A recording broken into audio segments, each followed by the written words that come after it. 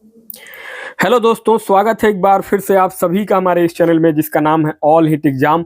और दोस्तों आज के इस वीडियो में हम लोग देखेंगे, आप सभी को मालूम है यूपी टेट की परीक्षा होने वाली है। उसका डेट भी आ गया है, आपका यूपी टेट 2026। इसमें आपका जुलाई में जो है ये यूपी टेट होने वाला है। उसका ऑफिशियल डेट अनाउंस हो चुका है, आप लोग नोटिफिकेशन में मैंने वीडियो बनाया है, एक बार जाकर देख लीजिएगा। तो यूपी टेट का जो क्लास है वो हमारे चैनल पे आज से शुरू हो गया है, यानी कि 17 फरवरी से। और अब से जो है लगातार यूपी टेट के सभी सब्जेक्टों के क्लासेस आपको हमारे इस ऑल हिट एग्जाम चैनल पे लगातार मिलते रहेंगे। तो ये आज आपका पहला वीडियो होगा यूपी टेट 2026 की तैयारी के लिए। तो हमारे पास जो ये आज क्वेश्चन है, ये क्वेश्चन पेपर है आपका यूपी टेट का जो 2022 में परीक्षा हुआ था। 2022 में वो उस पेपर में आपके एसएसटी सोशल साइंस सामाजिक अध्ययन पेपर 2 जूनियर लेवल में, पेपर 2 एसएसटी सोशल साइंस सामाजिक अध्ययन में जो सभी 60 क्वेश्चन पूछे गए थे, उन सभी 60 क्वेश्चन को मैंने यहाँ पे पीपीटी में यानी कि टाइप करके और एक पावर पॉइंट प्रेजेंटेशन स्लाइड के रूप में बनाया हुआ है। तो ये पीपीटी वाला आपका पूरा होगा। बाकी ऑफिशियल क्वेश्चन पेपर जो है वो आप लोग देख लीजिएगा, मैं अपने चैनल पर ऑलरेडी बना के रखा हूँ, तो आपको मिल जाएगा। तो आज हम लोग इस पहले वीडियो में यूपी टेट 2026 की तैयारी के लिए पेपर 2 जूनियर लेवल के लिए कक्षा 6 से कक्षा 8 तक के लिए एसएसटी सोशल साइंस सामाजिक अध्ययन के सभी 60 प्रश्नों को देखेंगे, जो कि परीक्षा आपका यूपी टेट 2022 में हुआ था। उस परीक्षा में मेरे मित्रों, वो परीक्षा जो है एक तरीके से जो हुआ था वो पहले 2021 में पेपर हुआ था, तो उसमें पेपर जो है वो लीक हो गया था। पेपर लीक होने की वजह से उस परीक्षा को, यूपी टेट 2021 वाली परीक्षा को रद्द कर दिया गया था, और वही पेपर जो है दोबारा 2022 में हुआ। तो वही पेपर है ये। और ये जो पेपर हुआ था ना, ये आपका 23 जनवरी को हुआ था, 23 जनवरी 2022 को। तो वही 23 जनवरी 2022 वाला ये आपका पेपर 2 जूनियर लेवल का एसएसटी सोशल साइंस का सभी 60 प्रश्न होंगे। तो चलिए अब स्टार्ट करते हैं दोस्तों। पहला प्रश्न पूछा गया था एसएसटी में यूपी टेट 2022 वाले पेपर में कि भिलाई इस्पात कारखाना स्थित है। चारों ऑप्शन आपके सामने हैं। Option A Jharkhand, option B Madhya Pradesh, option C Chhattisgarh और ऑप्शन डी है उड़ीसा में। तो दोस्तों यहाँ राइट आंसर हो जाएगा आपका ऑप्शन नंबर सी, छत्तीसगढ़ में। क्यों होगा दोस्तों? देखिए, भिलाई जो इस्पात संयंत्र है, ये भारत का पहला इस्पात उत्पादक संयंत्र है, जो कि सोवियत संघ, किसके माध्यम से? सोवियत संघ, जिसको बोलते हैं यूएसएसआर, इसकी सहायता से 1955 में, कब? 1955 ईस्वी में यूएसएसआर यानी कि सोवियत संघ की सहायता से 1955 में भिलाई इस्पात संयंत्र जो है भारत का पहला इस्पात उत्पादक संयंत्र स्थापित किया गया था। और ये छत्तीसगढ़ में, कहाँ? छत्तीसगढ़ में, ये आपका दुर्ग जिले में, कहाँ पे? छत्तीसगढ़ के दुर्ग जिले में स्थित है। तो अक्सर यह प्रश्न पूछा जाता है कि यह किसके सहयोग से बना है भिलाई इस्पात कारखाना? तो भिलाई इस्पात कारखाना जो है ये रूस, यानी कि रूस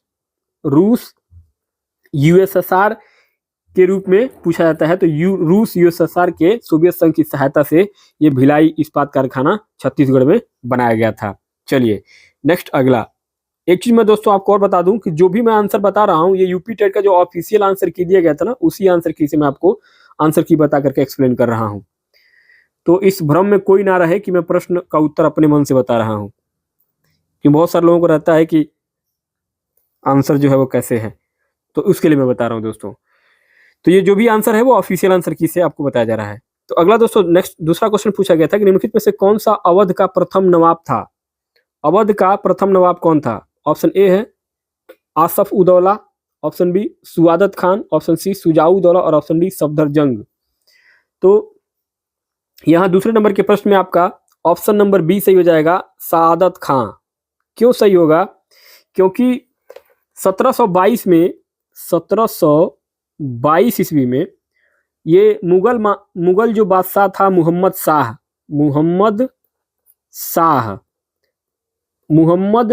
शाह ने जो है सआदत खां, इसका पूरा सआदत खां का जो नाम था ना, उसका नाम था बुरहान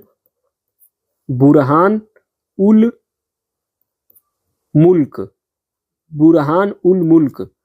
इसको अवध का सूबेदार नियुक्त किया था। जो मुगल बादशाह था मोहम्मद शाह, उसने जो है 1722 में बुरहान उल मुल्क को अवध का यानी कि सादत खां को अवध का सूबेदार नियुक्त किया था और उन्होंने ही अवध को एक स्वतंत्र राज्य के रूप में स्थापित किया था। तो सादत खां आपका जो है राइट आंसर हो जाएगा ऑप्शन नंबर बी। नेक्स्ट आगे तीसरा प्रश्न पूछा गया है कि भारत के संविधान में मौलिक कर्तव्य किस देश के संविधान से लिए गए हैं? Option A USA, option B United Kingdom, option C Germany और ऑप्शन डी यूएसएसआर। तो यहां आपका करेक्ट आंसर क्या हो जाएगा? Option number D USSR, Soviet संघ या रूस। दोस्तों मूल संविधान में मौलिक कर्तव्य नहीं थे, इन्हें जो है 42वें संविधान संशोधन में, किसमें? 42वां जो संविधान संशोधन किया गया था, 42वां संविधान संशोधन, उसमें जो है इसको सरदार स्वर्ण सिंह समिति की सिफारिश पर जोड़ा गया था और यह जो है भाग 4 क के अनुच्छेद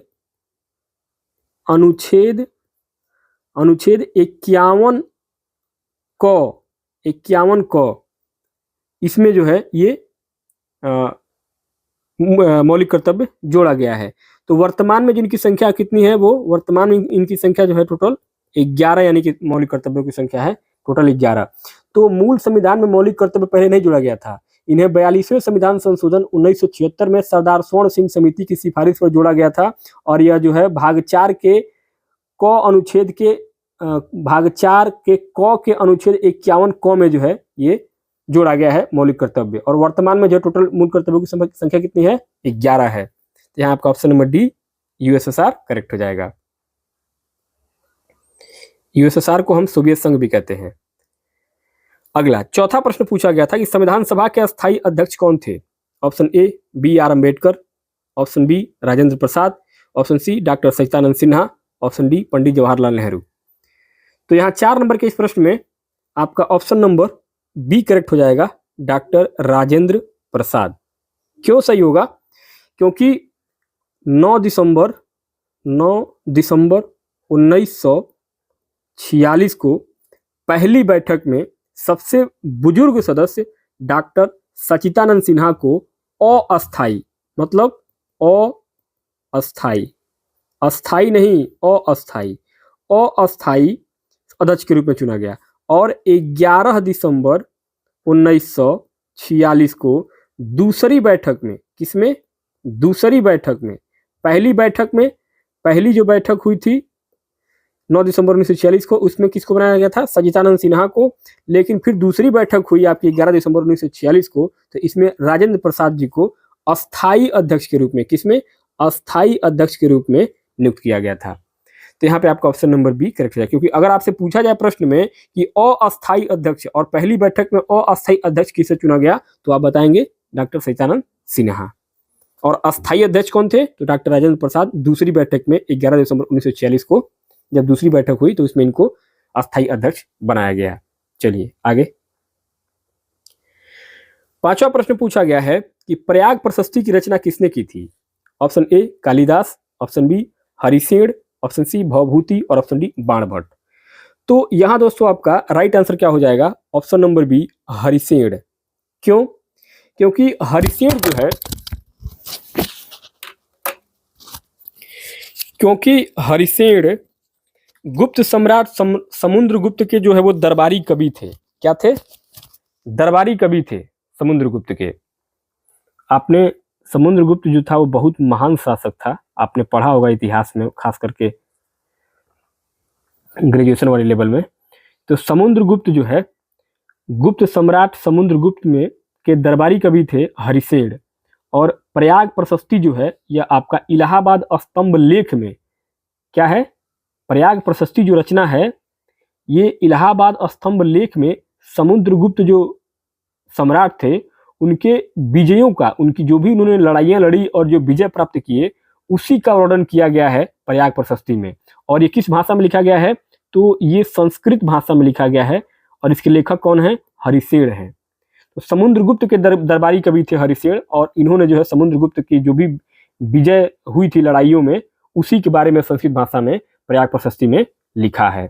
चलिए आगे बढ़ते हैं।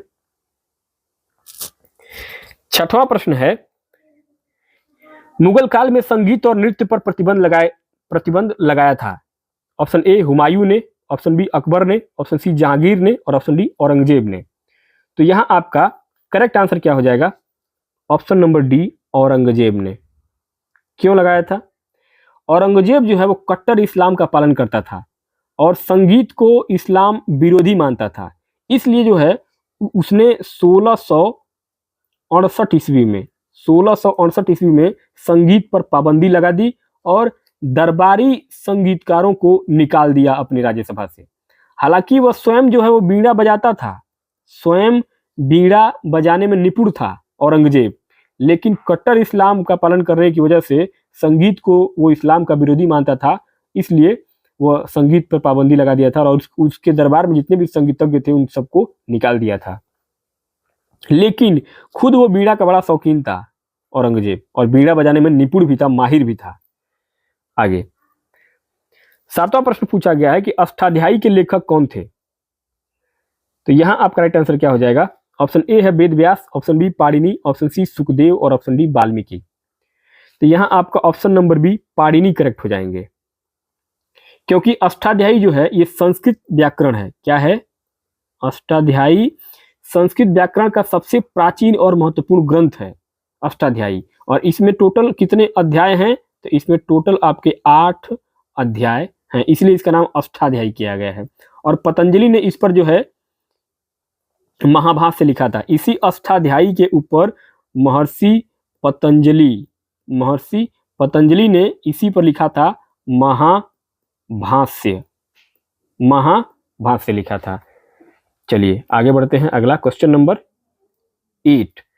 8वां क्वेश्चन पूछा गया है कि द्वितीय बौद्ध संगीति का आयोजन किसके शासनकाल में हुआ था? तो ये किसके शासनकाल में हुआ था? ऑप्शन ए है उदयभद्र, ऑप्शन बी महापदम नंद, ऑप्शन सी शिशुनाग और ऑप्शन डी कालाशोक। तो दोस्तों ये हुआ था आपका कालाशोक के शासनकाल में। ऑप्शन नंबर आपका डी कालाशोक करेक्ट हो जाएंगे। क्यों? देखिए इसमें अगर देखा जाएगा तो पहला जो है राजाओं का अगर क्रम देखेंगे तो कालाशोक का जो था शासनकाल वो 383 ईसा पूर्व किसमें हुआ था? ये वैशाली में। कहाँ हुआ था द्वितीय बौद्ध संगीति? तो कालाशोक के शासनकाल में 383 ईस्वी में वैशाली में ये जो है द्वितीय बौद्ध संगीति आपकी हुई थी। आगे 9 नंबर पे अगला प्रश्न पूछा गया है, अकबर ने इबादत खाना का निर्माण करवाया था। ऑप्शन ए आगरा में, ऑप्शन बी फतेहपुर सीकरी में, ऑप्शन सी दिल्ली में और ऑप्शन डी सिकंदरा में। तो ये हुआ था आपका फतेहपुर सीकरी में। ऑप्शन नंबर आपका बी यहां पे करेक्ट हो जाएगा, क्योंकि अकबर ने 1575 ईस्वी में, कब? अकबर ने 1575 ईस्वी में फतेहपुर सीकरी में इबादत खाना बनवाया था और यहां हर गुरुवार को, कब? हफ्ते में हर गुरुवार को विभिन्न धर्मों के विद्वान धार्मिक चर्चा के लिए वहां पे इबादत खाना में जमा होते थे। तो यहां पे आपका option number B Fatehpur Sikri correct हो जाएगा। आगे 10वां प्रश्न पूछा गया है कि आर्य समाज की स्थापना हुई थी। ऑप्शन ए 1865 में, ऑप्शन बी 1870 में, ऑप्शन सी 1875 और ऑप्शन डी 1880 में। तो यहां आर्य समाज की जो स्थापना हुई थी ये कब हुआ था?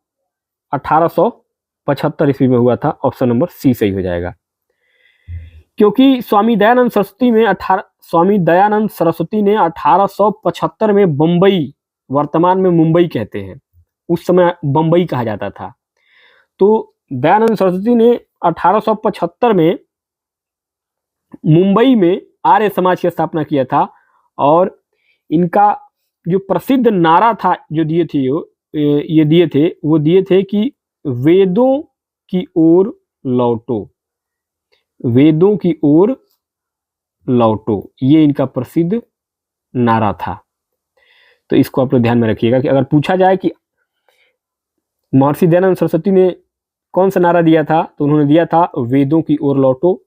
और 1875 में आर्य समाज की स्थापना जो है स्वामी दयानंद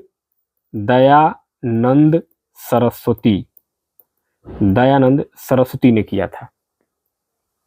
चलिए आगे 11वां प्रश्न पूछा गया है, निम्न में से कौन काकोरी कांड से संबंधित नहीं है? Option A Bhagat Singh, option B Ashfaq Ulla Khan, option C Ram Prasad Bismil और ऑप्शन डी राजेंद्र लाहिड़ी। तो यहां आपका करेक्ट आंसर क्या हो जाएगा? ऑप्शन नंबर ए भगत सिंह। क्यों? क्योंकि काकोरी कांड जो कि एक काकोरी ट्रेन की घटना है, इसमें जो है काकोरी कांड जो हुआ था, ये हुआ था आपका 9 अगस्त 1925 को काकोरी कांड हुआ था। इसको हिंदुस्तान रिपब्लिकन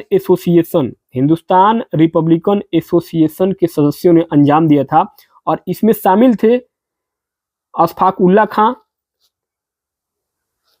रोशन सिंह, राजेंद्र लाहिड़ी और राम प्रसाद बिस्मिल। अशफाक उल्ला खां, राम प्रसाद बिस्मिल, राजेंद्र लाहिड़ी, ये तीनों लोग उसमें शामिल थे। और इसके साथ साथ एक और आदमी थे जिनका नाम था रोशन सिंह, परंतु भगत सिंह इसमें नहीं थे, क्योंकि भगत सिंह 1928 में भगत सिंह जो थे वो किस कांड में थे? भगत सिंह जो है वो 1928 ईस्वी में सैंडर्स का जो हत्याकांड हुआ था, जो अंग्रेजों का अधिकारी था सैंडर्स, सैंडर्स की जो हत्या हुई थी, उसमें जो है उनको 1928 में ये जो हत्या हुई थी ये भगत सिंह ने किया था, सैंडर्स की हत्या। और 1929 ईस्वी में असेंबली बम कांड में जुड़े थे ये भगत सिंह। असेंबली में जो बम धमाका हुआ था उसमें ये शामिल थे भगत सिंह, न कि काकोरी कांड में। तो यहां पे आपको क्लियर हो गया होगा। चलिए आगे बढ़ते हैं। 12वां प्रश्न है कि भारतीय राष्ट्रीय कांग्रेस का प्रथम अधिवेशन कहां हुआ था? Option A Calcutta, option B Pune, option C Bombay और ऑप्शन डी मद्रास। तो भारतीय राष्ट्रीय कांग्रेस का प्रथम अधिवेशन हुआ था आपका ऑप्शन नंबर सी सही हो जाएगा। कहां पे? बंबई में। इसकी जो स्थापना हुई थी वो हुई थी आपका 28 दिसंबर 1885 ईस्वी को। और पहला अधिवेशन गोकुलदास तेजपाल संस्कृत कॉलेज, कौन सा कॉलेज था? गोकुलदास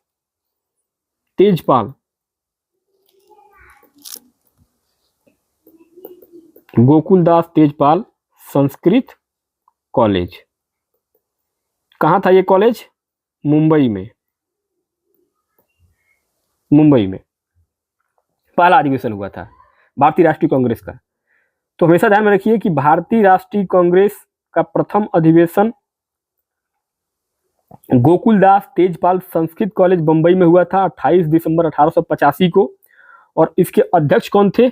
इसके अध्यक्ष थे व्योमेश चंद्र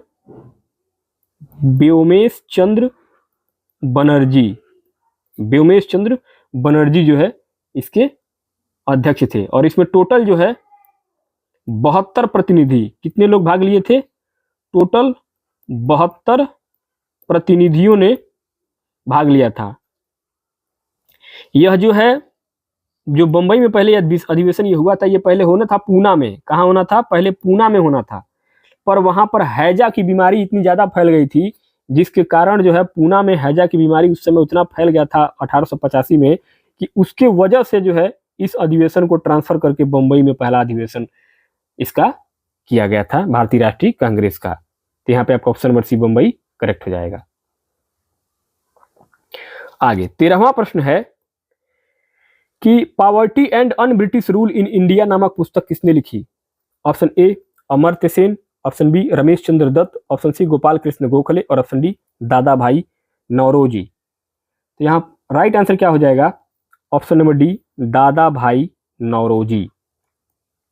क्योंकि दादा भाई नौरोजी को grand old man of India grand old man of India कहा जाता है। और उन्होंने ही सबसे पहले धन के निष्कासन धन के निष्कासन धन के निष्कासन धन के निष्कासन यानी कि ड्रेन ऑफ वेल्थ का सिद्धांत दिया था, जिसमें बताया गया कि कैसे अंग्रेज भारत का धन लूट करके ब्रिटेन ले जा रहे हैं। तो यहाँ पे आपका ऑप्शन नंबर डी दादा भाई नौरोजी करेक्ट हो जाएंगे। आगे 14वां प्रश्न पूछा गया है कि सत्यार्थ प्रकाश के लेखक कौन थे। Option A Swami Dayanand Saraswati, option B Swami Vivekananda, option C Raja Ram Mohan Roy और ऑप्शन डी मदन मोहन मालवीय। तो सत्यार्थ प्रकाश के जो लेखक थे ऑप्शन नंबर ए करेक्ट हो जाएगा स्वामी दयानंद सरस्वती, क्योंकि यह जो है आर्य समाज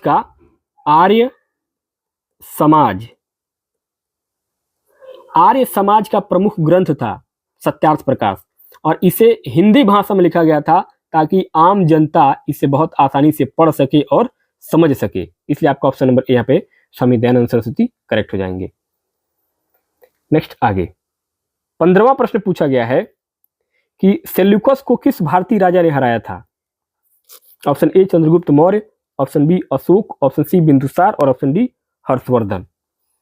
तो यहाँ करेक्ट आंसर हो जाएगा आपका ऑप्शन नंबर ए चंद्रगुप्त मौर्य, क्योंकि 305 ईसा पूर्व में, कब 305 ईसा पूर्व में चंद्रगुप्त मौर्य ने सिकंदर के सेनापति सेल्यूकस निकेटर को हराया था, और संधि के फलस्वरूप सेल्यूकस ने अपनी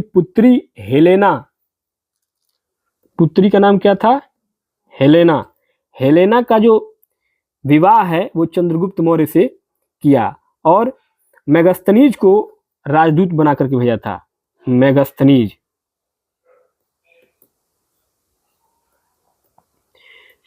को क्या किया, अपना राजदूत बना करके चंद्रगुप्त मौर्य के दरबार में भेजा था। तो ऑप्शन नंबर ए आपका चंद्रगुप्त मौर्य यहाँ पे करेक्ट हो जाएगा। आगे नेक्स्ट 16वां प्रश्न पूछा गया है कि मेगस्थनीज किसके शासनकाल में भारत आया था। Option A Ashoka, option B Harshavardhana, option C Chandragupta Maurya और ऑप्शन डी कुमारगुप्त। तो यहाँ आपका राइट आंसर क्या हो जाएगा, ऑप्शन नंबर सी, अभी हम लोगों ने पढ़ा है अगले प्रश्न में, Chandragupta Maurya. Option number C correct हो जाएगा, क्योंकि मेगस्थनीज ने इंडिका नामक पुस्तक लिखी थी। कौन सी पुस्तक, इंडिका नामक पुस्तक लिखा था मेगस्थनीज ने, और उस पुस्तक में मौर्यकालीन समाज को समझने का एक महत्वपूर्ण स्रोत जो है वो मिलता है इंडिका में। तो मेगस्थनीज जो है वो आपका चंद्रगुप्त मौर्य के शासनकाल में भारत आया था, जिसको कि किसने भेजा था, सेल्यूकस निकेटर ने भेजा था। आगे 17वां प्रश्न है, हर्षवर्धन के शासनकाल में कौन सा चीनी यात्री भारत आया था।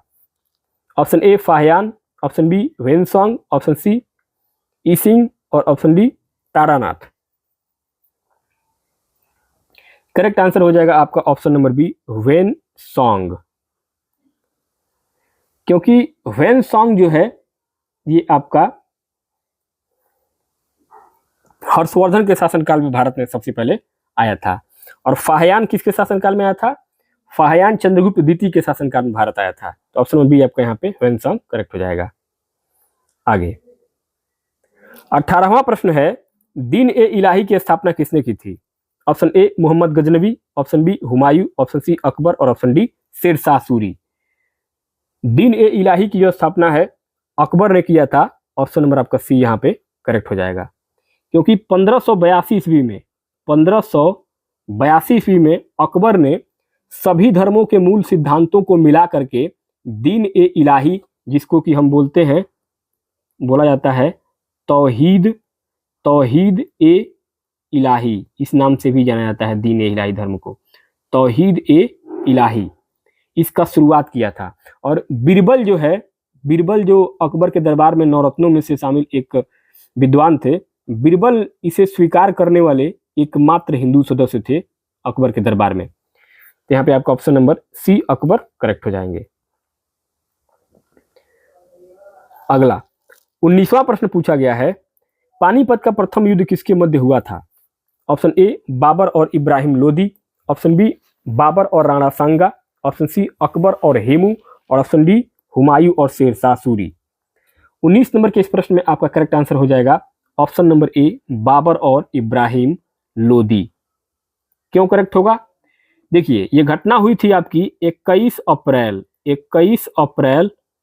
1526 ईस्वी को। 21 अप्रैल 1526 को ये पानीपत का प्रथम युद्ध हुआ था।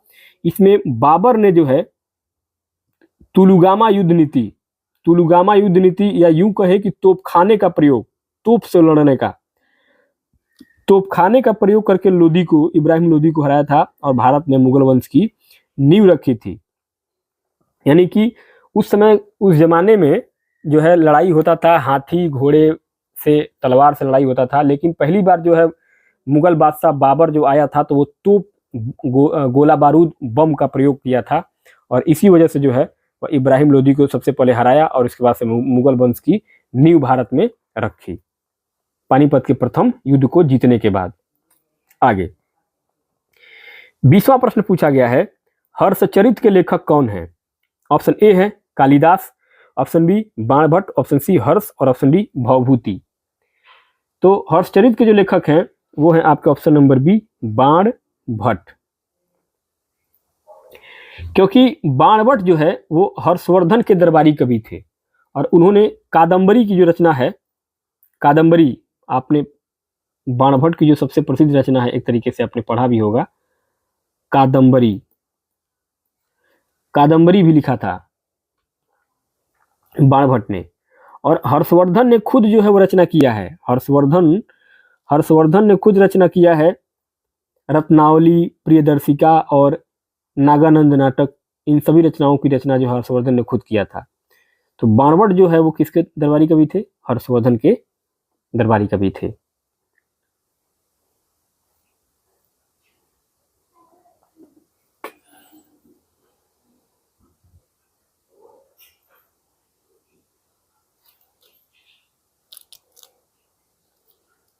आगे 21वां प्रश्न है, शारदा अधिनियम का संबंध किससे है?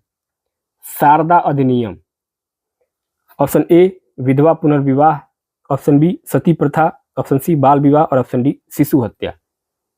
तो शारदा अधिनियम जो है ये बाल विवाह से संबंधित है। ऑप्शन नंबर आपका सी सही हो जाएगा। क्यों? क्योंकि शारदा जो अधिनियम है ये आया था आपका हरविलास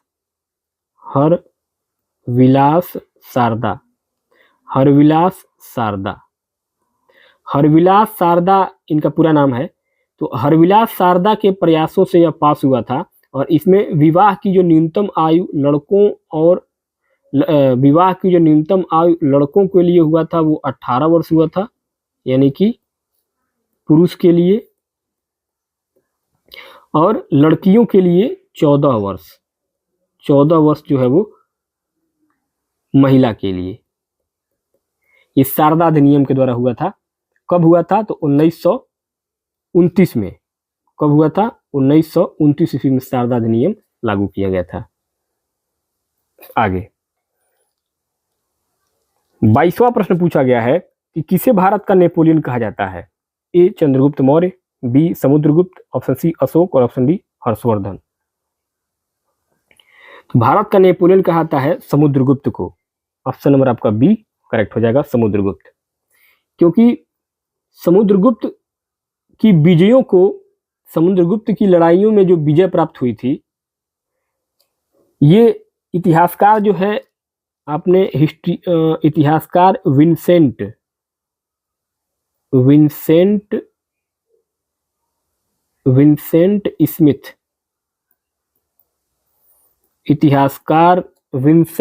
स्मिथ ने समुद्रगुप्त की विजयों और कभी न हारने के कारण उन्हें यह उपाधि दी थी कि समुद्रगुप्त जो राजा है, सम्राट है, वो भारत का नेपोलियन है। समुद्रगुप्त ने लगभग 99% लड़ाइयों को अपने जीवन काल में जीता था, यानी कि शायद ही वो कभी किसी युद्ध में हारा हो। तो ऑप्शन आपका भी यहाँ पे समुद्रगुप्त करेक्ट हो जाएगा। और इतिहासकार विंसेंट स्मिथ इस बात को कहते हैं कि समुद्रगुप्त जो है वो भारत का नेपोलियन है, क्योंकि उसने कभी युद्ध को नहीं हारा। अगला 23वां प्रश्न है कि त्रिपिटक ग्रंथ किस धर्म से संबंधित है? ऑप्शन ए वैदिक धर्म, ऑप्शन बी बौद्ध धर्म, ऑप्शन सी जैन धर्म और ऑप्शन डी शैव धर्म। तो त्रिपिटक जो है ये आपका बौद्ध धर्म से संबंधित है। ऑप्शन नंबर आपका बी करेक्ट हो जाएगा, क्योंकि त्रिपिटक का मतलब होता है 3 टोकरियां। त्रिपिटक का मतलब होता है क्या? 3 टोकरियां, 3 टोकरियां। इसका मतलब कौन सा है? पहला है आपका सुत्त पिटक, सुत्त पिटक। दूसरा है विनय पिटक, विनय पिटक। तीसरा है आपका अभिधम्म पिटक, अभिधम्म पिटक। ये 3 पिटक है बौद्ध धर्म के, इसी को त्रिपिटक बोलते हैं। और ये पाली भाषा में लिखा गया है। किस भाषा में? पाली भाषा में त्रिपिटक लिखा गया था। ऑप्शन नंबर बी आपका बौद्ध धर्म करेक्ट हो जाएगा। आगे 24वां प्रश्न पूछा गया है, महाराजा धीराज की उपाधि धारण करने वाला प्रथम गुप्त शासक कौन था? Option A Shrigupta, option B Ghatotkacha, option C Chandragupta प्रथम, ऑप्शन डी चंद्रगुप्त द्वितीय। ऑप्शन नंबर सी से हो जाएगा चंद्रगुप्त प्रथम, क्योंकि श्रीगुप्त जो है, श्रीगुप्त ये श्रीगुप्त गुप्त वंश का संस्थापक था। उपाधि जो है वो महाराज, लेकिन चंद्रगुप्त प्रथम को वास्तविक संस्थापक माना जाता है, क्योंकि उन्होंने ही महाराजा धीराज की शक्तिशाली उपाधि ली थी, चंद्रगुप्त प्रथम ने। बाकी श्रीगुप्त जो है वो गुप्त वंश का संस्थापक था, लेकिन वो केवल महाराज की उपाधि लिया था, महाराज की उपाधि। और ये चंद्रगुप्त प्रथम जो है ये महाराजा धीराज की उपाधि लिए थे, इसलिए आपका ऑप्शन नंबर सी यहाँ पे चंद्रगुप्त प्रथम करेक्ट हो जाएंगे। आगे 25वां प्रश्न है कि हुमायूंनामा किसने लिखा था? हुमायूंनामा, ऑप्शन ए है Abul Fazl, option B Badauni, option C Gulbadan Begum और ऑप्शन डी हुमायूं। हुमायूंनामा लिखा गया था आपका गुलबदन बेगम के द्वारा। ऑप्शन नंबर सी से हो जाएगा, क्योंकि गुलबदन बेगम जो है वो हुमायूं की बहन थी। किसकी थी? हुमायूं की बहन थी और बाबर की बेटी थी। और अकबर के कहने पर उन्होंने यह पुस्तक लिखा था, गुलबदन बेगम ने, हुमायूंनामा। ऑप्शन में आपका सी यहाँ पे गुलबदन बेगम करेक्ट हो जाएगा। 26वां प्रश्न है कि भारत में परमाणु शक्ति का केंद्र कौन सा है? Option A Digboi, option B Raniganj, option C Kalpakkam, option D Jharia. Option number C से हो जाएगा कलपक्कम, क्योंकि परमाणु ऊर्जा केंद्र जो है वो आपके तमिलनाडु में परमाणु ऊर्जा केंद्र, मद्रास में मद्रास एटॉमिक पावर स्टेशन है। बाकी डिगबोई में आपका क्या है? डिगबोई में तेल रिफाइनरी है, जो कि कहाँ पे है? आपका असम में है। और झरिया जो है ये आपका कोयला और खदानों के लिए जाना जाता है। तो कलपक्कम क्या है? भारत में परमाणु शक्ति का केंद्र है। आगे 27वां प्रश्न है कि पृथ्वी एवं सूर्य के मध्य अधिकतम दूरी की स्थिति को किस नाम से जानते हैं? ऑप्शन ए है उपसौर, ऑप्शन बी अपसौर, ऑप्शन सी विषु और ऑप्शन डी संचालन। तो यहां करेक्ट आंसर क्या हो जाएगा आपका? ऑप्शन नंबर बी अपसौर, क्योंकि जब पृथ्वी सूर्य से सबसे दूर होती है तो वो कब होती है? 4 जुलाई को। 4 जुलाई को पृथ्वी सूर्य से सबसे दूर होती है और 3 जनवरी को पृथ्वी सूर्य के सबसे नजदीक होती है। जब सबसे नजदीक होगा तो उसको बोलते हैं उपसौर, उपसौर यानी कि पेरीहेलियन। और जब सबसे दूर होगा तो उसको बोलते हैं अपसौर यानी कि एफेलियन। चलिए आगे 28वां प्रश्न है, निम्नलिखित तिथियों में से किस पर ग्रीष्म अयनांत होता है? ऑप्शन ए है 21 मार्च, ऑप्शन बी 23 सितंबर, ऑप्शन सी 21 जून और ऑप्शन डी 22 दिसंबर। 28 नंबर के प्रश्न में आपका ऑप्शन नंबर सी से हो जाएगा 21 जून, क्योंकि 21 जून को सूर्य कर्क रेखा पर लंबवत चमकता है और यह उत्तरी गोलार्ध का सबसे बड़ा दिन होता है। हर साल जो है आपका 22 दिसंबर, ये 22 दिसंबर को हर साल 22 दिसंबर को शीत अयनांत जिसको सबसे छोटा दिन बोलते हैं, माने साल का सबसे छोटा दिन 22 दिसंबर, और 21 मार्च, ये 21 मार्च और 23 सितंबर, ये दोनों दिन जो है 21 और 23 सितंबर, ये विषुव होता है, यानी कि इस दिन जो है दिन और रात दोनों आपके क्या होते हैं, बिल्कुल बराबर होते हैं, इक्वल होते हैं। विषुव होता है 21 मार्च और 23 सितंबर को। बाकी 21 जून को जो है क्या होता है, 21 जून को ग्रीष्म अयनांत होता है, यानी कि 21 जून को सूर्य कर्क रेखा पर लंबवत चमकता है और यह उत्तरी गोलार्ध का सबसे बड़ा दिन होता है 21 जून को। आगे 29वां प्रश्न है, निम्नलिखित पर्वत प्रकारों में से कौन भ्रंशन द्वारा उत्पन्न होता है? ऑप्शन ए वलित पर्वत, ऑप्शन बी ज्वालामुखी पर्वत, ऑप्शन सी गुंबदाकार पर्वत और ऑप्शन डी है अवरोधी पर्वत। तो यहां आपका ऑप्शन नंबर डी से हो जाएगा अवरोधी पर्वत, ऑप्शन नंबर डी, क्योंकि जब पृथ्वी की सतह पर दरारें पड़ती हैं और बीच का भाग धंस जाता है या किनारे का भाग उठ जाता है तो ब्लॉक पर्वत बनते हैं, यानी कि अवरोधी पर्वत बनते हैं, जैसे कि आपका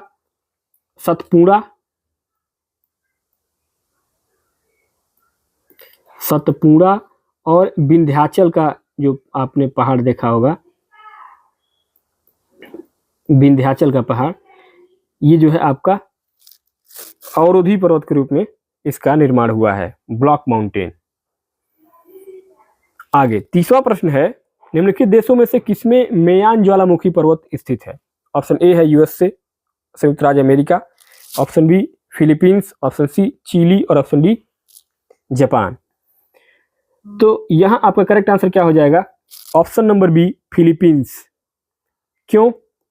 क्योंकि मेयान ज्वालामुखी जो है एकदम परफेक्ट कोन में, यानी कि पूर्ण शंक्वाकार आकृति के लिए प्रसिद्ध है और यह एक सक्रिय ज्वालामुखी है, मेयान ज्वालामुखी। तो ऑप्शन नंबर बी आपका फिलीपींस करेक्ट हो जाएगा। आगे 31वां प्रश्न है,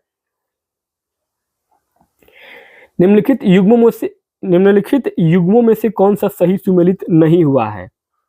तो यहां आपका ऑप्शन ए है एस्चुरी नदी, बी लटकती घाटी हिमानी, सी नूनाटक भूमिगत जल, डी यारडांग पवन। यहां सही सुमेलन जो नहीं हुआ वो हुआ है आपका ऑप्शन नंबर सी का, नूनाटक जो है वो भूमिगत जल नहीं है, नूनाटक भूमिगत जल नहीं है, क्योंकि यह जो है नूनाटक यह हिमानी यानी कि ग्लेशियर क्षेत्र में बर्फ के बीच निकली हुई चोटियां होती है, न कि भूमिगत जल से बनी कोई आकृति। तो ये नूनाटक जो है ये क्या है? एक ग्लेशियर है, ग्लेशियर जिसको हम कहते हैं हिंदी में हिमानी, बर्फों का, यानी बर्फ की एक चोटी है नूनाटक, न कि कोई भूमिगत जल है। एस्चुअरी नदी क्या है? एस्चुअरी नदी के मुहाने पर यह बनता है और लटकती घाटी जो है, लटकती घाटी ये ग्लेशियर बनाते हैं। और यारडांग क्या है? यारडांग हवा के कटाव से बनते हैं। आगे 32वां प्रश्न है कि बिजली चमक एवं मेघ गर्जन विशेषताएं हैं। ऑप्शन ए क्षोभ मंडल की, बी संताप मंडल, सी मध्य मंडल और डी आयन मंडल। ऑप्शन नंबर ए आपका क्षोभ मंडल ट्रोपोस्फियर करेक्ट हो जाएगा। क्यों? क्योंकि वायुमंडल की सबसे निचली परत को हम क्षोभ मंडल कहते हैं और मौसम संबंधी सभी घटनाएं जैसे कि बादल, बारिश, आंधी, बिजली, ये सब जो है क्षोभ मंडल में ही होती है।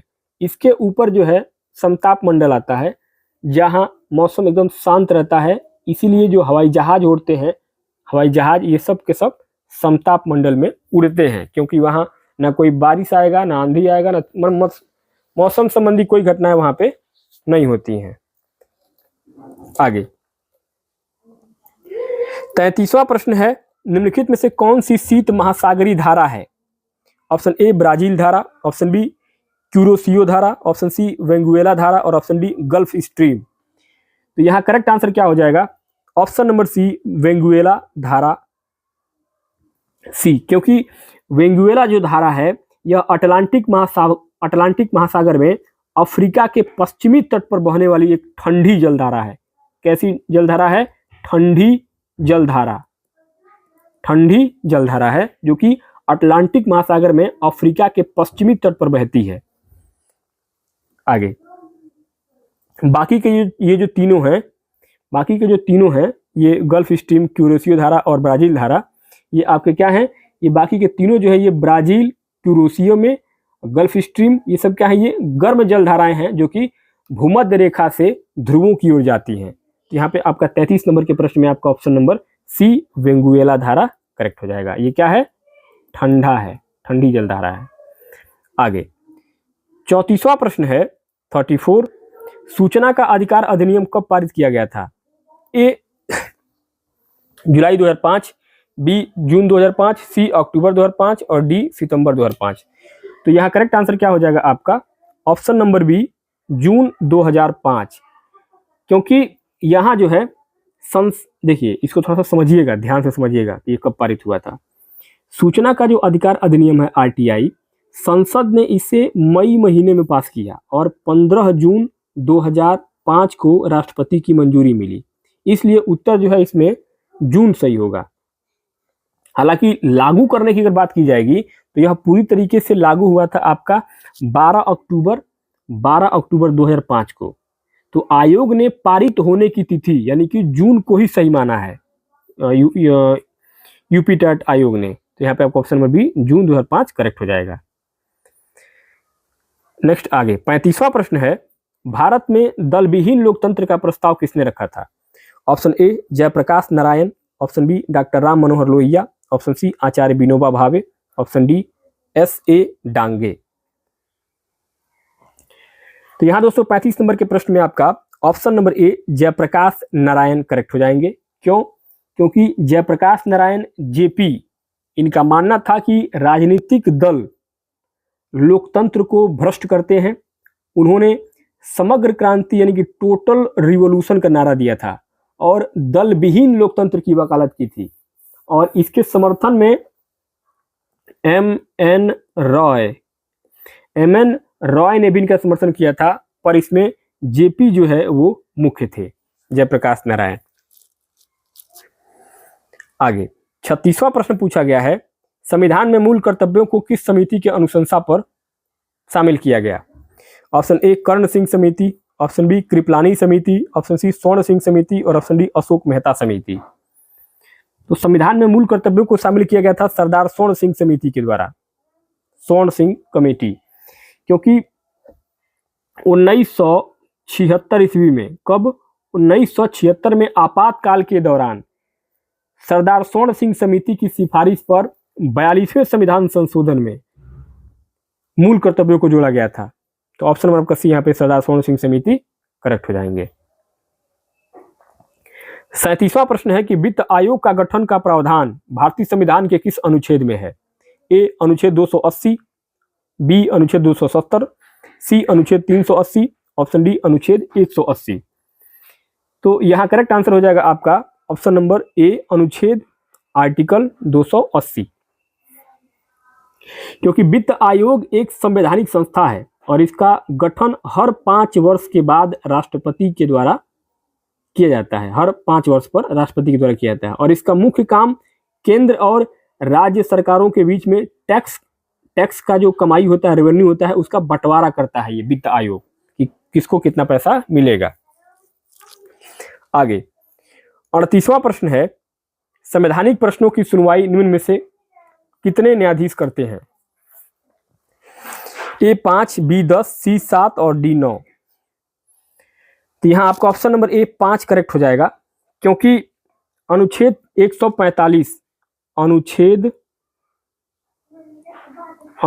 145 का भाग 3 इसके अनुसार संविधान की व्याख्या से जुड़े किसी भी मामले को सुनने के लिए सुप्रीम कोर्ट के कम से कम 5 जजों की बेंच, जिसे संविधान का पीठ कहा जाता है, क्या कहा जाता है?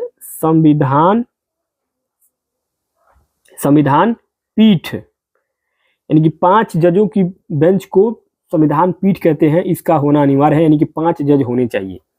ऑप्शन नंबर ए आपका 5 जज करेक्ट हो जाएगा। अगला 39वां प्रश्न है कि लोक अदालत द्वारा पहली बार मुकदमों की सुनवाई कब की गई थी? ऑप्शन ए 6 अक्टूबर 1985, बी 4 अप्रैल 1977, सी 26 जनवरी 1950 और डी 23 सितंबर 2013। 6 अक्टूबर 1985 ऑप्शन नंबर ए आपका यहाँ पे करेक्ट हो जाएगा, क्योंकि पहली आधिकारिक लोक अदालत दिल्ली में 6 अक्टूबर 1985 को आयोजित की गई थी। हालांकि गुजरात में यह 1982 में अनौपचारिक प्रयोग हुआ था, औपचारिक नहीं अनौपचारिक, पर यूपी टेट ने 1985 वाली तिथि को ही आधिकारिक माना है और ऑफिशियल आंसर की में इसी को उत्तर माना है।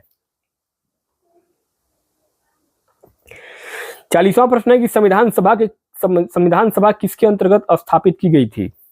ऑप्शन ए है Cripps mission, B cabinet mission, C Wavell plan और D Nehru report. Option number B correct हो जाएगा, कैबिनेट मिशन, क्योंकि 1946 ईस्वी में भारत में कैबिनेट मिशन यानी कि पैथिक लॉरेंस, जिसमें कि 3 लोग शामिल थे, पैथिक लॉरेंस, स्टेफोर्ड क्रिप्स और एबी अलेक्जेंडर, इन तीनों ने जो है ये कैबिनेट मिशन 1946 में संविधान सभा के गठन का प्रस्ताव और ढांचा तैयार किया था। तो ऑप्शन नंबर आपका बी यहाँ पे करेक्ट हो जाएगा।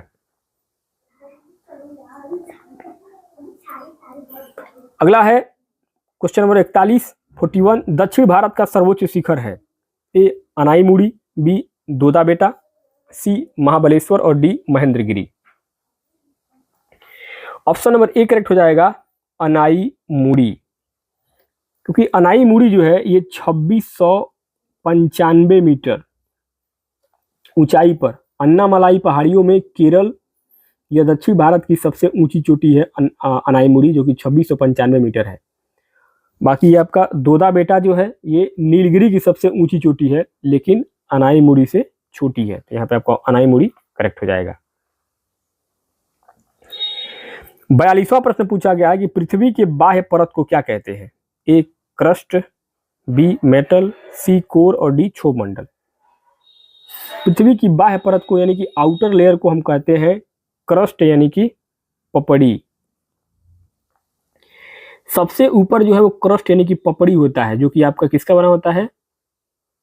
सिलिका और एल्यूमिनियम।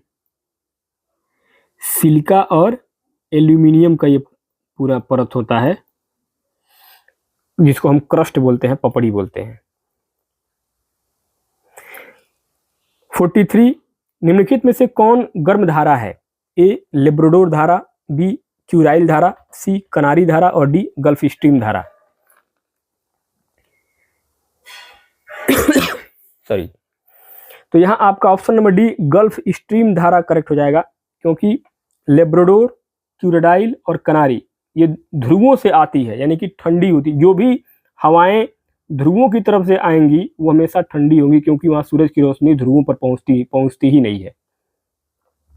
जबकि गल्फ स्ट्रीम जो है वो मैक्सिको की खाड़ी यानी कि गर्म क्षेत्र से ऊपर जाती है, इसलिए क्या है, यह गर्म है। तो ऑप्शन में आपका डी यहाँ पे गल्फ स्ट्रीम करेक्ट हो जाएगा। 44वां प्रश्न है, निम्न में से कौन परिवहन का सबसे सस्ता साधन है? ए सड़क परिवहन, बी रेल परिवहन, सी जल परिवहन और डी वायु परिवहन। ऑप्शन नंबर सी सही हो जाएगा जल परिवहन, वाटर ट्रांसपोर्ट, क्योंकि जल परिवहन आपका वाटरवे घर्षण इसमें कम होता है चलने में और ईंधन की खपत सबसे कम होती है।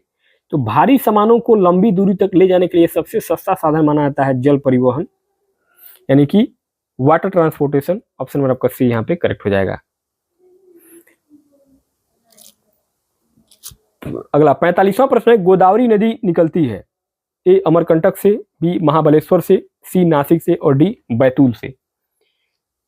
तो गोदावरी नदी जो निकलती है ये नासिक से निकलती है। ऑप्शन नंबर सी सही हो जाएगा। गोदावरी महाराष्ट्र के नासिक जिले में त्र्यंबकेश्वर की पहाड़ियों से निकलती है और इसे दक्षिण गंगा या वृद्ध गंगा भी कहते हैं गोदावरी नदी को। आगे 46वां प्रश्न पूछा गया है, स्वेज नहर जोड़ती है। ऑप्शन ए है भूमध्य सागर, ऑप्शन बी ऑप्शन ए भूमध्य सागर लाल सागर, बी भूमध्य सागर अरब सागर, सी भूमध्य सागर अटलांटिक महासागर और डी है लाल सागर और अरब सागर। तो स्वेज नहर जो है जोड़ती है वो भूमध्य सागर और लाल सागर को जोड़ती है। ऑप्शन नंबर ए आपका सही हो जाएगा। क्यों? क्योंकि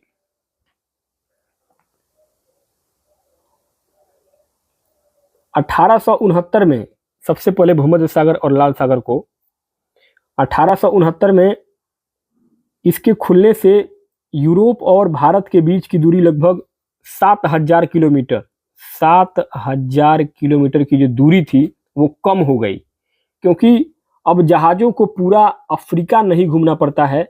भूमध्य सागर और लाल सागर एक के जुड़ने से 7000 किलोमीटर की दूरी जो है वो कम हो गई और स्वेज नहर जो है ये जोड़ने का काम करती है भूमध्य सागर और लाल सागर को।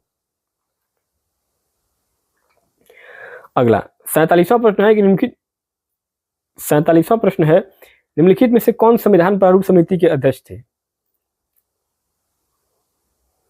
Option number A B R Ambedkar correct हो जाएंगे, क्योंकि बी आर अम्बेडकर को प्रारूप समिति का गठन 29 अगस्त 1947 प्रारूप समिति का गठन 29 अगस्त 1947 को हुआ था। इसमें कुल 7 सदस्य थे। कितने मेंबर थे? टोटल 7 मेंबर इसमें शामिल थे और अध्यक्ष जो है वो अंबेडकर को बनाया गया था।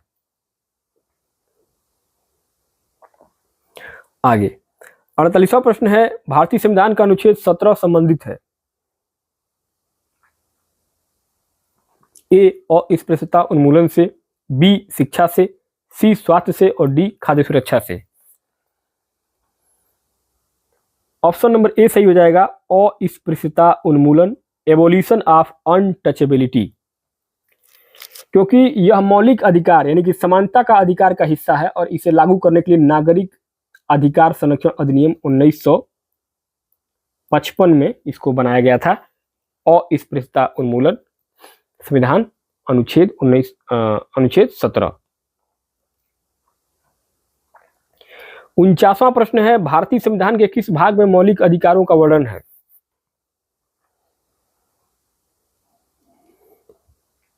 ऑप्शन नंबर बी करेक्ट हो जाएगा, पार्ट 3 भाग 3। भाग 1 में क्या है? संघ और राज्य है। भाग 2 में क्या है? नागरिकता है। और भाग 3 में मौलिक अधिकार, जो कि आर्टिकल 12 से लेकर के 35 तक, 12 से लेकर के 35 तक। और इसे भारत का क्या कहा जाता है? मैग्ना कार्टा भी कहते हैं इसको। आर्टिकल 12 से 35 यानी कि मौलिक अधिकारों के वर्णन को लेकर के भाग 3 में। 50वां प्रश्न पूछा गया है, भिलाई इस्पात कारखाना किस देश के सहयोग से स्थापित किया गया था।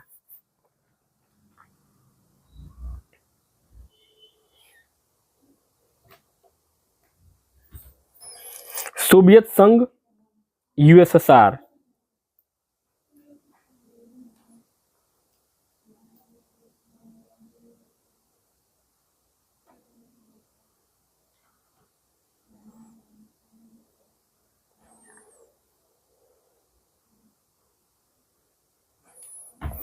नेक्स्ट दोस्तों आगे अगला 51 नंबर पेपर से पूछा गया है, कौन सी चट्टान जैविक चट्टान है? तो यहाँ करेक्ट हो जाएगा आपका ऑप्शन नंबर सी, कोयला। कोयला जो है ये क्या है? एक प्रकार का जैविक चट्टान है। अगला 52 नंबर प्रश्न पूछा गया है कि वायुमंडल की सबसे निचली परत कौन सी है? ये आपका पूरा इस चार्ट बना हुआ है, आप खुद ही देख के समझ सकते हैं। तो वायुमंडल की सबसे जो निचली परत है वो आपकी कौन सी है? क्षोभ मंडल है, ट्रोपोस्फियर है। मौसम संबंधी सारी घटनाएं क्षोभ मंडल में ही होती हैं। आगे 53 नंबर पर अगला प्रश्न पूछा गया, सूर्य के सबसे निकट ग्रह कौन सा है? तो सूर्य के सबसे नजदीक जो ग्रह है वो कौन सा है? मरकरी, यानी कि बुध जो ग्रह है वो सबसे नजदीक है। 54 नंबर प्रश्न पूछा गया है, निम्नलिखित में से कौन सी रबी की फसल नहीं है? रबी की फसल जो नहीं है कौन सी है? मूंगफली। मूंगफली जो है ये खरीफ की फसल है। किसकी फसल है? खरीफ की फसल है, न कि रबी की। 55 नंबर प्रश्न पूछा गया है, पश्चिम बंगाल में होने वाली मानसून पूर्व वर्षा को क्या कहते हैं? इसको कहा जाता है काल बैसाखी। ऑप्शन नंबर आपका बी, काल बैसाखी। पश्चिम बंगाल में मानसून से पहले जो वर्षा होती है, बारिश होती है, उसको काल बैसाखी के नाम से जाना जाता है। 56 नंबर पर अगला प्रश्न पूछा गया है, किस नदी को बिहार का शोक कहा जाता है? ऑप्शन नंबर सी, कोसी नदी को। कोसी नदी को बिहार का शोक कहा जाता है क्योंकि यह नदी जो है किधर से भी कहीं भी बह जाती है और जहां भी ये नदी बहती है वहां अगल बगल के गांव जो है वो बाढ़ से ग्रसित हो जाते हैं। 57 नंबर पर अगला प्रश्न है कि बनारस हिंदू विश्वविद्यालय बीएचयू के संस्थापक कौन थे? तो बीएचयू के संस्थापक थे Madan Mohan Malviya. Option number C, Banaras Hindu Vishwavidyalaya के संस्थापक मदन मोहन मालवीय थे, जिन्होंने इस विद्यालय की रचना की थी, बनवाया था। 58 कह रहा है, किस वेद में सभा और समिति को प्रजापति की दो पुत्रियां कहा गया है? तो ये कहा गया है आपका अथर्ववेद में। अथर्ववेद में सभा और समिति को प्रजापति की दो पुत्रियों का संज्ञा दिया गया है। 59 कह रहा है, पुष्यभूति राजवंश की वंशावली अधोलिखित किस राजा के नाम से प्रारंभ होती है? नरवर्धन। ऑप्शन नंबर सी, पुष्यभूति राजवंश की वंशावली जो है वो नरवर्धन राजा के नाम से प्रारंभ होती है। 60 नंबर पर आखिरी प्रश्न होगा, बंगाल का विभाजन करने वाला गवर्नर जनरल कौन था? Lord Curzon. बंगाल का विभाजन जो है लॉर्ड कर्जन जो है उन्होंने बंगाल का विभाजन सबसे पहले किया था, लॉर्ड कर्जन ने, अंग्रेज अधिकारी। तो दोस्तों इस प्रकार से इस वीडियो में हम लोगों ने 23 जनवरी 2022 को यूपी टेट की जो परीक्षा आप लोगों की हुई थी, 23 जनवरी 2022 को paper 2 paper second junior level का कक्षा 6 से कक्षा 8 तक के लिए, उसमें जो सभी 60 प्रश्न पूछे गए थे उन सभी 60 प्रश्नों को यूपी टेट की जो ऑफिशियल आंसर की बताई गई है उस आंसर की के हिसाब से हमने व्याख्यात्मक तरीके से सभी 60 प्रश्नों को हल किया है, जो कि आपके आगामी यूपी टेट की जो परीक्षा जुलाई में होने वाली है उस परीक्षा के लिए बहुत हेल्प करेगा दोस्तों।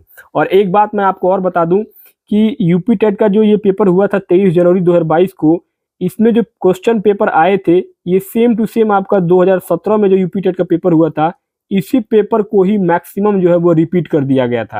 यानी कि 2017 वाले पेपर को ही 2022 में यूपी टेट ने पूरा रिपीट कर दिया था। यानी कि लगभग हूबहू सारे क्वेश्चन, यूं कहें कि लगभग 150 प्रश्न यूपी टेट में जो पूछे गए थे 2017 में, उसमें से लगभग 70% जो क्वेश्चन है वो पूरे के पूरे रिपीट हो गए थे 2022 में। तो एक तरीके से समझिए कि 2017 का पेपर ही 2022 में वापस फिर दोबारा पूछ दिया गया था। क्यों? क्योंकि 2021 में पेपर ये रद्द हुआ था। यूपी टेट का पेपर 2021 में जो हुआ था पेपर लीक होने की वजह से पेपर को रद्द कर दिया गया था और आनंद फानंद में जल्दीबाजी में इसको 2022 में 23 जनवरी को पेपर को करा करके योगी सरकार ने अपना एक कहें तो दायित्व पूरा कर दिया कि हाँ हमने भी यूपी टेट सफलतापूर्वक करा लिया। तो दोस्तों इस तरीके से ये आपका यूपी टेट का 2022 पेपर 2 जूनियर का पूरा 60 प्रश्नों का वीडियो रहा। बाकी लगातार मेरे इस चैनल पे आपको यूपी टेट के सभी क्लासेस के पेपर 1 और पेपर 2 के सारे प्रीवियस ईयर के क्वेश्चन पेपर ऑलरेडी मैंने करा के रखा हुआ है। आप चलिए मैं आपको एक बार दिखा दूं। आप सीधे यूट्यूब पे जाएंगे, यहाँ पे आपको सर्च करना है ऑल हिट एग्जाम। आप जैसे ही ऑल हिट एग्जाम टाइप करेंगे, यहाँ ऑल हिट एग्जाम आप टाइप करेंगे, इसको आप जब टाइप करेंगे ऑल हिट एग्जाम, तो आपको ऑल हिट एग्जाम चैनल कुछ इस तरीके से खुल के सामने आएगा। इस पे आपको यहाँ इस आइकन पे आपको क्लिक करना है। आइकन पे आप जब क्लिक करेंगे तो यहाँ पे आपको आना है मेरे प्लेलिस्ट वाले सेक्शन में। प्लेलिस्ट पे आप क्लिक करिएगा तो मेरे चैनल का पूरा प्लेलिस्ट आपको खुल जाएगा। यहाँ पे हमने जो है यूपी टेट का पूरा 30 प्रश्नों के सारे सब्जेक्टों का एक प्लेलिस्ट बनाया जिसमें कि 64 वीडियो है।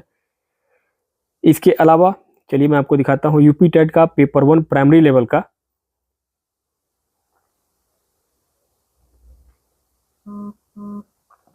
ये है, हाँ ये दोस्तों आपका यूपी टेट का जूनियर लेवल का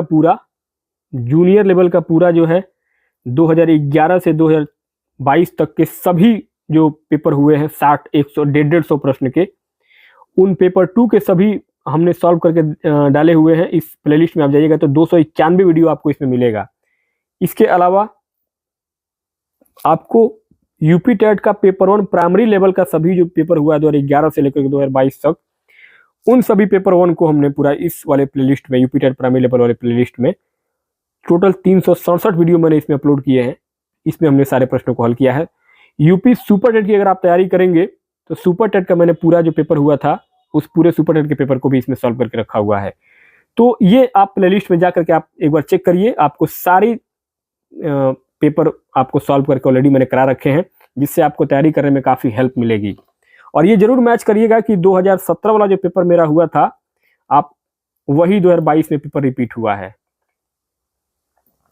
तो दोस्तों मिलते हैं नेक्स्ट वीडियो में, तब तक के लिए बहुत बहुत धन्यवाद।